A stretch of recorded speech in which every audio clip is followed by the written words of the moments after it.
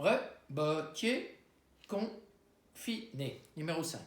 Alors, vous voyez, j'ai fait un peu de rangement parce que je voulais retrouver une archive qu'on avait tournée à Chaillot. On avait fait un spectacle il y a quelques années.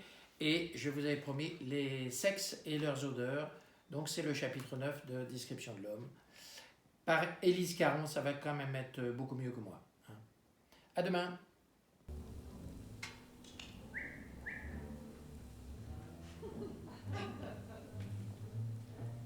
Des odeurs interspécifiques. Une odeur un peu particulière.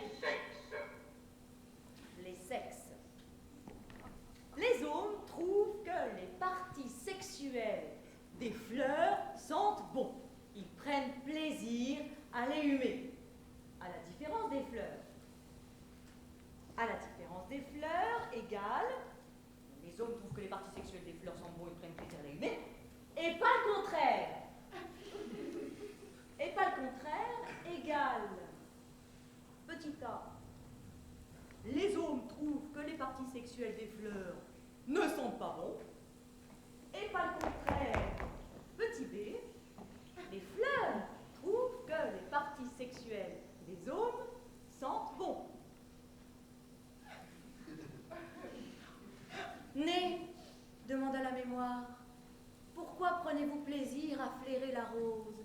Ramon Lull, l'arbre humain, proverbe 3.1, 13e siècle. Et vous, mémoire, répondit Né, pourquoi pensez-vous au plaisir quand je la flaire? Ramon Lull, l'arbre humain, proverbe 3.2, 13e siècle. Glose 9, dépourvu de mémoire, le Né trouve que... ne trouve rien du tout. Dépourvu de Né, la mémoire ne sent rien. Règle, le siège de la perception est le cerveau. C'est lui qui sent tout, en lui tout se sent. Mais il ne sent pas grand-chose. Par ailleurs, observation, on peut enfoncer son doigt assez loin dans son cerveau. Il ne sent rien du tout. Enfin, à cet endroit en tout cas. C'est lui qui sent tout, sauf lui. Essayez. Bien. Des odeurs intraspécifiques. Les hommes ne trouvent pas que les parties sexuelles des autres hommes sentent bon, sauf en situation. Les hommes ne trouvent pas que les parties sexuelles des autres hommes sentent bon, égale les hommes trouvent que les parties sexuelles des autres hommes ne sentent pas bon. En situation égale feu de l'action.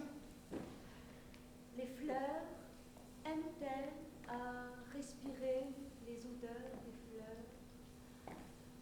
Les hommes, les hommes, les hommes, les hommes. Question. Pourquoi les parties sexuelles des végétaux sentent-elles si bon et sont-elles si jolies alors que celles des hommes, comme celles des autres animaux, sont moches et sentent mauvais? Pas de réponse. Observation du petit Pierre Larousse, inversé au dossier. Les hommes hument généralement les fleurs en inspirant, et non le contraire. Non le contraire égale en expirant. Les hommes ne hument pas les fleurs en expirant.